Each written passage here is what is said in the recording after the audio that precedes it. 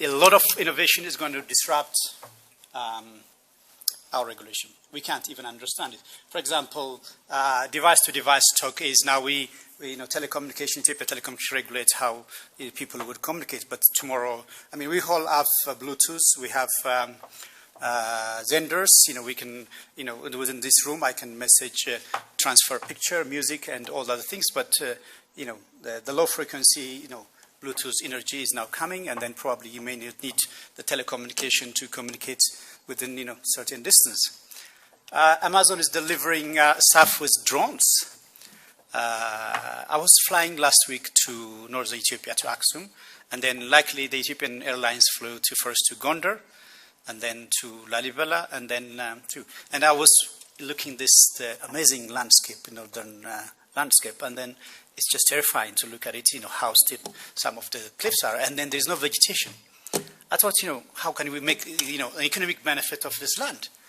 And then I realized, now a lot of people have now started planting trees with drones, in accessible part of the world. And then if somebody now comes with an idea of, forestry company set up, and then if he goes, with the item of the list to, custom office, and I'm going to go, and they bring, a couple of drones to farm, I know they're going to call the police, because he's going to think, they're going to think madness. And then the algorithm is controlling the world. We have machine learning, machine learning. You have heard humanoid robots is coming. So these all things are disrupting the technology. We have now driverless cars. If you be able to have a car without driver, and then what is the police is going to do about the driver if they, some traffic offenses are committed? Is he going to be given a ticket to the car, or is he going to give it to, the passenger, which is not responsible for driving the car? And then there is our Prime Minister Abiy Ahmed with a nice, Ethiopian closed-dressed robots, human robot, Sophie. And then if you look down, there was a 19-year-old tech genius Ethiopian who programmed this robots to speak Amharic and other things. So the world is changing.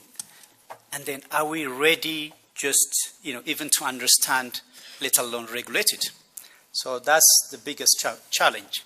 And then when we come to financial regulations, cryptocurrency is here. Blockchain technology is making technically the national banks irrelevant, because the monopoly of printing money for, by central bank for 200 years is over. It's a private companies are printing the cash. This world is created in the last 20 years. Last 20 years, we could have caught with these things, but the big problem in Ethiopia is the regulation.